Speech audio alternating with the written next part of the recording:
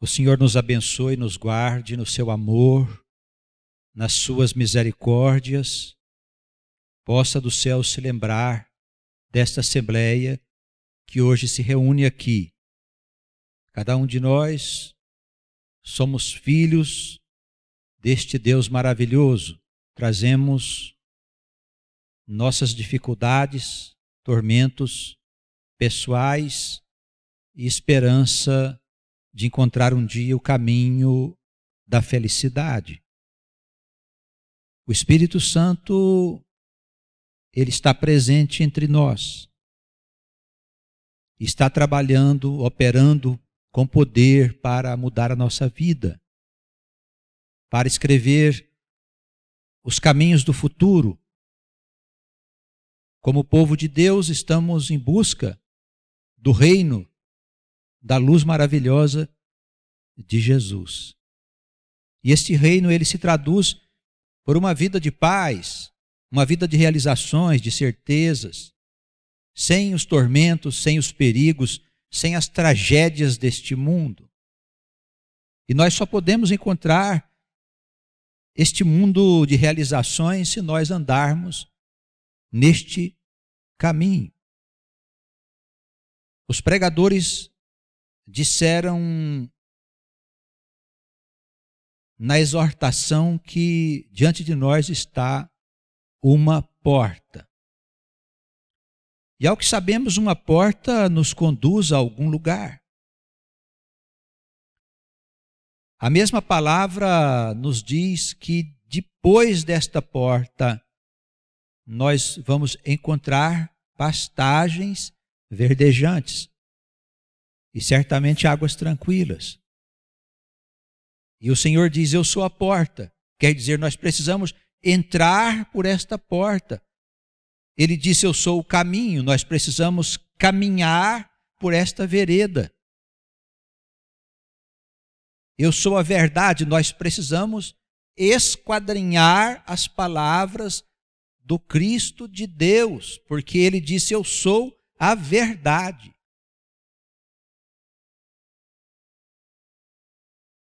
Eu sou a vida. Nós precisamos saber que ele é a fonte da vida e não da morte. Não estamos falando absolutamente da morte física, mas da morte espiritual. Esta morte é quando a alma está destituída da presença de Deus. Ela é tomada pela escuridão. E a morte não traz nada que possa realizar-se em paz, em felicidade. A morte só traz sofrimento, doenças, tragédias e desgraças. A tragédia bateu na sua porta, a enfermidade veio chamar você. Deus está querendo conversar com a tua alma. Ele está querendo dizer que você está no caminho errado, que você não está se dirigindo à porta. Irmãos, a maioria de nós aqui, se não todos, veio parar aqui nesta casa, na casa do Senhor, porque nós fomos chamados pela dor. Não ouvimos alguém falar uma palavra bonita, maravilhosa, e fomos atrás dela, absolutamente. Nós viemos aqui porque nossas vidas foram esvaziadas das vaidades do mundo, a enfermidade bateu na nossa porta, o medo de morrer, o desespero, a angústia, a aflição. Procuramos a medicina, não conseguimos encontrar nela solução e finalmente resolvemos então buscar o Senhor. E fomos trazidos aqui e compreendemos, graças a esse Senhor, que não há outro caminho para a nossa felicidade, para o sentido da nossa existência. Esta porta, nós precisamos passar por ela. Mas a mesma palavra diz que a porta é estreita. O que vale dizer, da nossa parte, é necessário um esforço para podermos atravessar. Larga é a porta espaçosa, aquela que leva à perdição.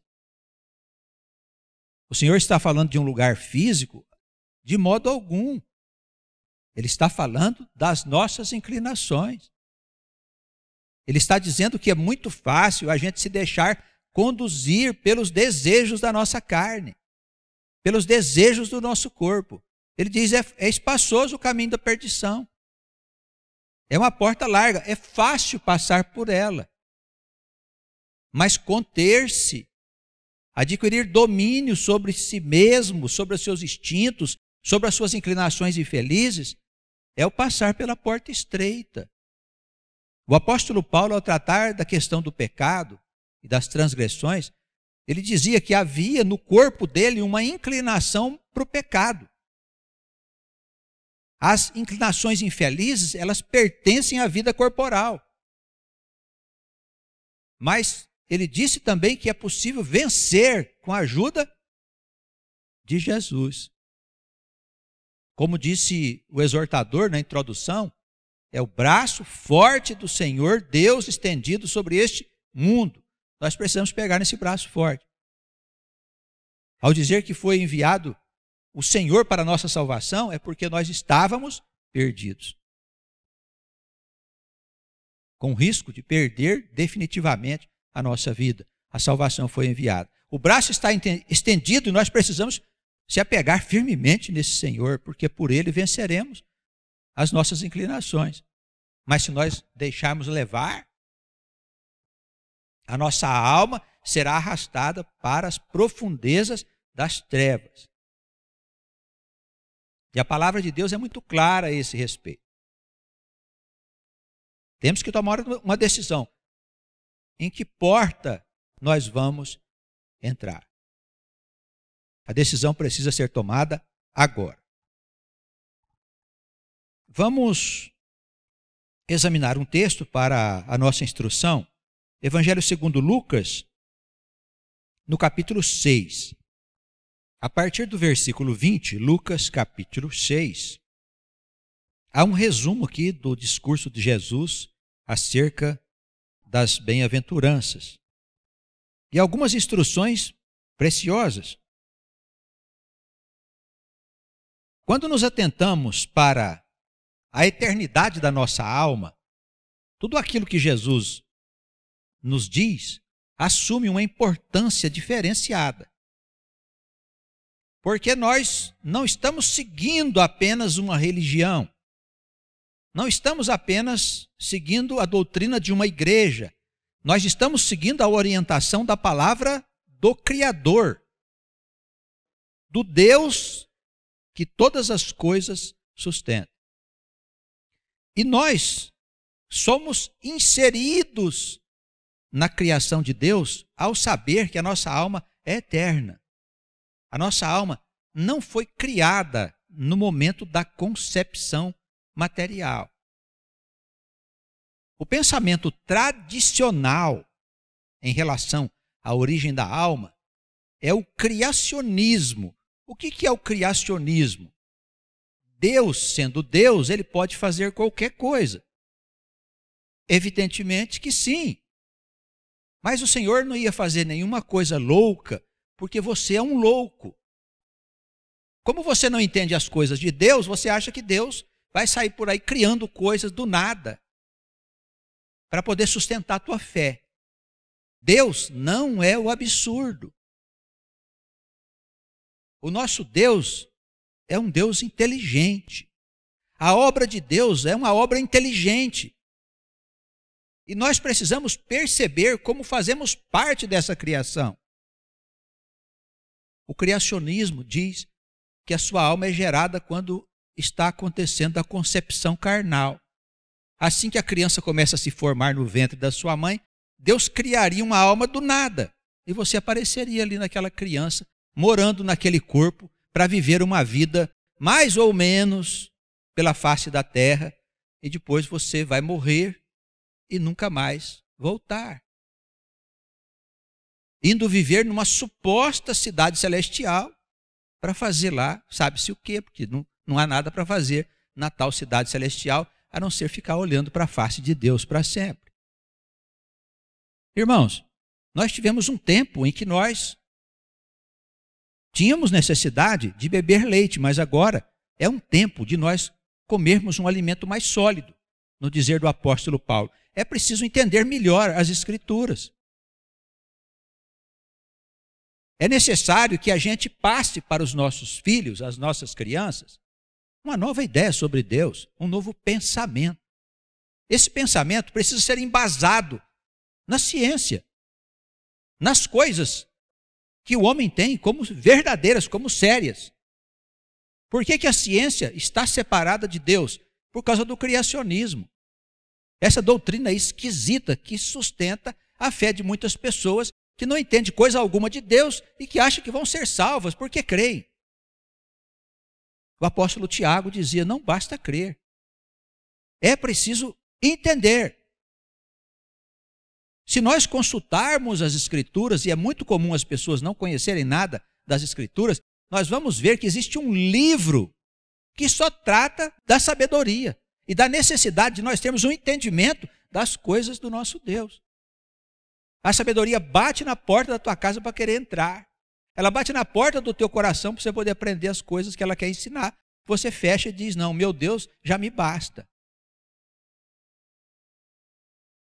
Irmãos, é muito cômodo dizer que crer já basta. É cômodo, porque você não tem que fazer esforço nenhum, você não tem que se esforçar para passar pela porta.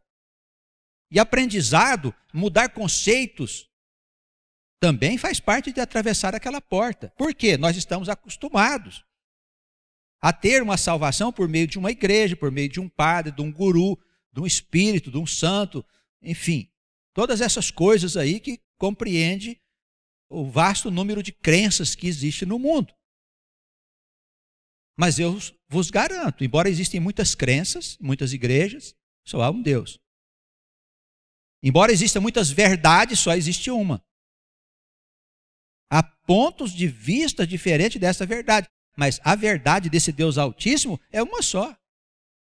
Eu tenho que entender isso, eu tenho que achar esse caminho. Jesus é o caminho, é por aí que eu vou. Como ele é o caminho, não é que eu vou atrás da cruz dele onde ela estiver, caminhando com os meus pés, seria muito fácil. Esse caminho é algo que ele indica para nós seguirmos. Onde está? Na sua palavra. É por aí que nós temos que seguir. Porque, irmãos, olhando para o passado, lá na época dos profetas, em todas as circunstâncias, embora se diga que Deus falava pela boca dos profetas, olhando os textos, nós vamos ver que eram anjos que falavam em nome de Deus. Até Moisés, que diz que viu a face de Deus, quando nós examinamos as Escrituras, o que se percebe é que ele falava com um anjo que trazia a voz de Deus para ele. Mas teve um profeta que Deus falou na boca dele, é Jesus Cristo. Amém? Aí, meu irmão, você pode discordar de Moisés, de Jeremias, de Isaías, pode discordar de quem você quiser, mas chegou no Senhor, o Senhor mudou os tempos. Nós vimos uma entrevista recentemente de uma professora na televisão dizendo sobre a poligamia. Segundo ela, não tinha nada demais ela ter vários maridos. Há homens que defendem essa mesma ideia, que não tem nada demais terem várias mulheres como esposas, porque Davi teve 400 mulheres e o Salomão 900. Está na história antiga. Eles usam a Escritura simplesmente para justificar os pecados que cometem. Está na Escritura? Está sim na Escritura antiga, só que nós temos um problema nela. Existe um sujeito chamado Jesus. Ele explicou o seguinte, que você só tem que ter sua mulher. Que no Gênesis, antes do homem se corromper, a instrução de Deus era para que você se unisse, você que é um homem, unisse a sua mulher para virar um corpo só. Ele diz mais, quando você pensa na mulher do outro, você já comete adultério. Jesus é o ponto alto das Escrituras. O que ele diz é a voz de Deus. Eu não vou ouvir Jesus? Vou questionar Jesus? Ah, mas na história antiga foi. A história antiga foi, agora não é mais. De Jesus para cá, mudou tudo, irmãos. É hora de nós botarmos um freio nos nossos instintos e desejos da carne e dizer, não, eu vou ter só minha mulher, eu vou ter só meu homem. A mulher tem que também Porque ela hoje está envolvida nessa história de feminismo, de que mulher é igual a homem, de que mulher pode fazer isso, mulher pode fazer aquilo. Isso tudo é bobagem de um mundo perdido. E é um espírito que está por aí iludindo as mulheres. Sabe quem é? Não vou nem dizer o nome, para não dar ibope para ele. Mas é ele, iludindo as mulheres. Que elas devem fazer, que elas podem fazer, que elas precisam aproveitar a vida, que elas têm que se realizar. Se realizar o quê? Você tem que seguir a sua realização conforme a porta estreita. Acha o seu homem, se ajunta a ele e vai ter filhos. Vai construir uma casa, vai fazer comida, vai lavar roupa, cuidar de menino. Essa é a missão sua na terra. Segundo o ponto de vista da eternidade das coisas, e não segundo a transitoriedade. Se a vida for mesmo o que essa gente pensa aí fora, irmãos, vamos fechar a igreja, vamos nos divertir. Não tem razão nenhuma para você ficar com a sua mulher, nem com o seu homem. É uma diversão total, uma farra total. Essa diversão generalizada e farra generalizada, e todo mundo é bonito, e todo mundo tem direito, todo mundo sabe, todo mundo tem que ser respeitado, todo mundo tem que ser inserido, isso só existe num lugar, no inferno. No inferno é que tem um lugar, todo mundo é bonzinho, todo mundo é legal. Acha que ele é bom? Quando tu caíres lá, você vai ver o que é o inferno. Irmãos, nós precisamos viver segundo Deus, segundo as Escrituras Sagradas. Nós somos um povo escolhido para a construção de uma humanidade diferente dessa que está aí fora. Uma humanidade fundamentada nas leis do Criador. Não é igreja, não, irmãos. Que teve o seu papel e terá o papel até no juízo. Depois não tem nenhuma igreja mais. Por quê? Porque o conhecimento do Senhor encherá o mundo. Todas as nações conhecerão o Senhor, desde o menor indivíduo até o maior, desde a criança até o mais velho. E o mundo se renovará. A nova vida chegará. Alguns conceitos que o Senhor aqui nos diz. Ele exalta aqui a pobreza. Levantando-se ele os olhos, versículo 20 do capítulo 6 de Lucas, ele dizia, bem-aventurados vós os pobres, porque vosso é o reino de Deus. De que pobreza o Senhor estava falando aqui? Será da pobreza material? Se fosse assim, um bom número de gente ia entrar no reino, porque o que nós temos no mundo é mais pobre do que gente rica. Ele não falava da pobreza material, mas da simplicidade de espírito. A riqueza de espírito é vaidade. É quando nós deixamos o nosso conhecimento, o nosso saber, as nossas decisões tomarem o lugar das coisas do nosso Deus. A riqueza de espírito é vaidade. Por isso os pobres é deles o reino de Deus. Existem injustiças no mundo, muitas. Bem-aventurado vós agora, que agora tendes fome, porque sereis fartos. Bem-aventurado vós que chorais, porque é a vez de rir. Irmãos, ele está falando aqui do quê? Do mundo novo. O reino de Deus é aqui na terra. Isso é uma outra obra da teologia tradicional, né? Que o reino de Deus não é aqui, é lá. Aí todo mundo fica aí esperando chegar o dia que vou subir para o céu para poder morar com Deus. Então, esse que tem fome vai comer aonde? Tem comida lá no reino dos céus? Não pode ser, tem alguma coisa errada na interpretação das Escrituras. Preste atenção nas Escrituras, você vai perceber que o reino dos céus é aqui. Esse mesmo Jesus disse que bem-aventurados os mansos, porque eles herdarão a terra. Que terra? Se o mundo for acabar, não tem terra para ser herdada. Os criacionistas dizem, não, eles vão fazer um mundo novinho. Ele vai acabar com esse mundo aqui, botar fogo em tudo, e vai fazer um mundo zero, aonde vai ser o paraíso. Criacionismo. Criacionismo é irracionalidade, é fantasia. Fantasia. Está por toda parte, irmãos. Satanás se enfiou no meio da igreja e criou doutrinas falsas para iludir o povo. Se o Senhor está dizendo aqui que aquele que tem fome, ele terá fartura, evidentemente ele está falando do mundo novo, a nova humanidade, que nós vamos construir com o nosso trabalho. Você acha que é com o trabalho de quem? O Senhor vai mandar uma legião de anjos para vir construir o paraíso aqui na terra? É trabalho nosso. É um Deus que vive em nós para construir um mundo novo. É difícil você entender isso, irmão? Jesus diz, eu e meu pai vamos vir morar em você. Se o reino fosse do outro lado, não teria necessidade deles virem, nós íamos para lá viver com eles. Não é verdade? Pensa, usa a sua inteligência para perceber a inteligência de Deus. E vamos dizer não a este Deus de racionalidade. Vamos dizer não a este Deus que ninguém compreende quem Ele é, que ninguém compreende as suas obras, que as pessoas que se acomodam e dizem, não, o sujeito viveu uma tragédia aí, coitado, é assim mesmo, é vontade de Deus. E fica por isso mesmo. Daqui uma semana já se esqueceram da tragédia da pessoa. Por quê? Porque ninguém leva a vida a sério. Eles não conhecem a verdade. O sujeito morreu, agora descansou. Morreu, está começando uma nova fase. É um novo passo que a alma está dando. Ninguém está descansando, ninguém está dormindo do outro lado. Fosse assim, o Senhor não diria para o ladrão que estava do lado dele lá, ainda hoje você vai estar comigo no paraíso. Ou ele não disse isso? Ele disse isso, está nas Escrituras. Mas ninguém quer ver o que Jesus disse. Porque querem sustentar doutrinas mentirosas, que ensinam aquilo que não é verdade para as pessoas. É tempo de renovação. E sabe como é que você tem que renovar o seu entendimento? É pela inteligência que Deus te deu. Deus não é o absurdo.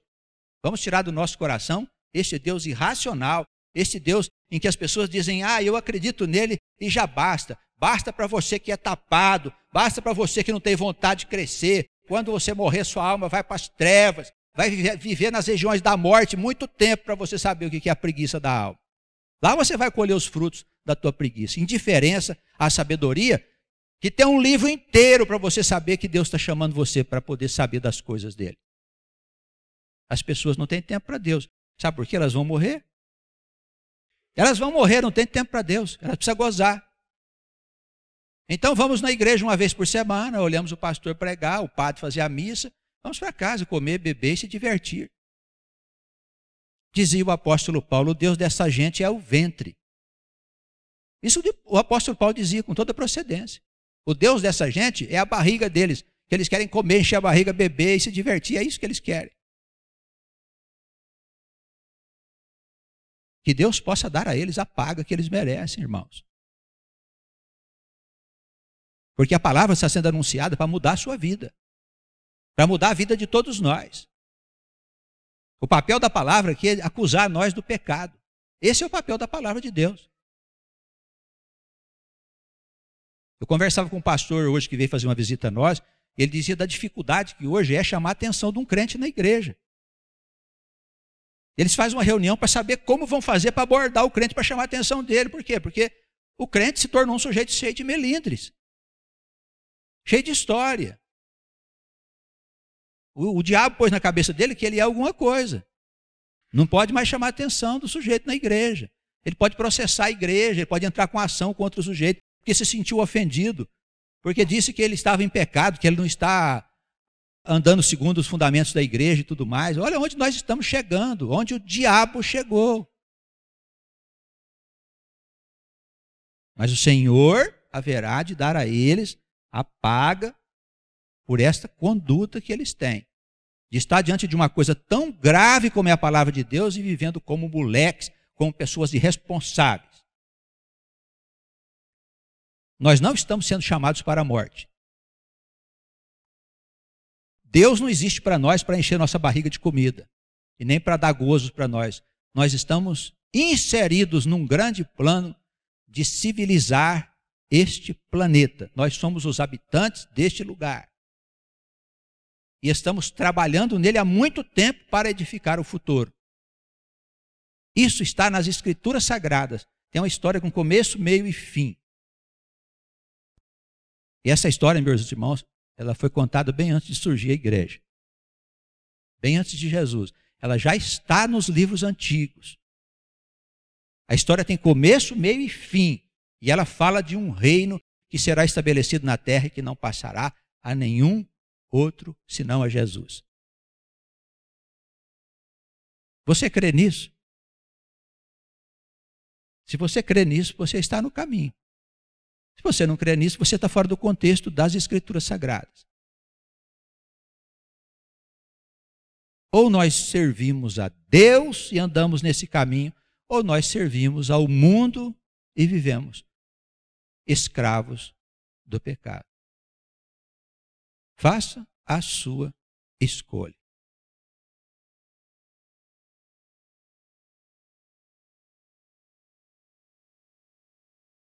Versículo 43. Ainda aqui somos comparados a árvores. Lembra-se quando o Senhor disse ser a videira e nós os ramos e galhos. Ele diz, não há boa árvore que dê mau fruto, nem má árvore que dê fruto bom. Porque cada árvore se conhece pelo seu próprio fruto, pois não se colhem figos dos espinheiros, nem se vindimam uvas dos abrolhos. O Senhor está falando de árvores aqui, que nós plantamos no jardim, alguma coisa para comer? Não. Versículo seguinte, o homem bom, do bom tesouro do seu coração, tira o bem. O homem mau, do mau tesouro do seu coração, tira o mal. Porque da abundância do coração fala a boca. Amém? O que ele está querendo falar de árvores boas e más, ele está querendo falar do coração do homem. Olha para a vida da pessoa. Se tudo na vida daquela pessoa é confusão, é coisa errada, é tragédia, essa árvore, ela está cheia de coisas ruins dentro dela. Esta alma está possuída pelas trevas. Esta alma precisa da luz de Deus. Alma, se você está assim, não resista ao Espírito Santo. Porque o mundo criou uma casca em nós e nos ensinou coisas mentirosas. Nós não somos aquilo que o mundo diz, irmãos. Nós somos usados pelo mundo. E o Senhor nos deixa enfermar. O Senhor nos deixa ficar aflitos, deprimidos, angustiados, cercados pela morte, para que a gente venha até a casa dele. Aí quando o Senhor falar com você, não resista ao Espírito Santo. Não faça isso. Ele vai deixar o diabo fazer o papel dele, que é destruir a alma, para que a alma possa um dia voltar a ser salva. Preste atenção no que você fala. Irmãos, eu às vezes chego perto de um irmão da igreja e dou uma escutada na conversa, mas o que essa criatura está falando na igreja? Não tem nada a ver com Deus. Porque a boca fala daquilo que o coração está cheio. Alguém que só conversa o que não convém, só bobagem, não pode ter o bem dentro dela. Você tem que aprender a discernir espíritos, significa isso. A discernir como é que é a pessoa por dentro. Você não pode ser amigo de alguém que só fala bobagem, que só fala coisas do mundo, porque essa pessoa não é de Deus. É uma alma ainda mergulhada na escuridão. Ela não pode trazer coisas boas para você. Ao contrário, ela traz coisas ruins. Ela traz uma nuvem de maus espíritos com ela. E aquilo envolve você se você não estiver convenientemente preparado. Se você não for uma pessoa que ora constantemente, uma pessoa que tem estreiteza com as Escrituras Sagradas, aquela nuvem escura pode prejudicar você. Ela é viva. Ela tem vida, irmãos. É um espírito, como se diz na Escritura Sagrada. Preste atenção naquilo que as pessoas falam. Melhor, preste atenção naquilo que você fala. Se você fala muitas coisas que não convém, a sua alma, ela está suja por dentro, ela precisa ser lavada, precisa ser limpa. Eu aconselho você vir na igreja e orar e confessar ao Senhor os seus pecados aqui mesmo, sentado. Conversa com Ele. Reconhece quem você é, diga da sua inutilidade. Diz ao Senhor que você está arrependido até agora da vida que teve, para que o Senhor possa te lavar. Só o Senhor pode limpar a alma por dentro. Nenhum homem tem poder para isso.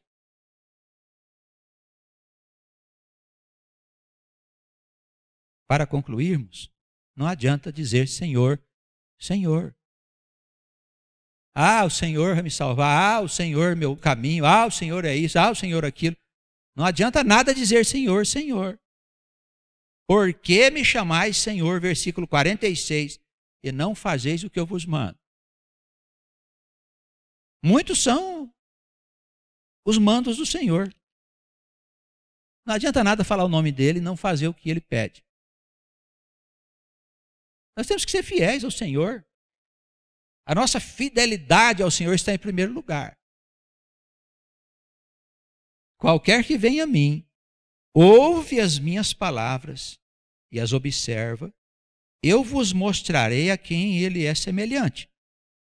É semelhante ao homem que edificou uma casa, olha só, cavou, abriu o buraco bem fundo até achar a rocha e pôs os alicerces da casa sobre ela.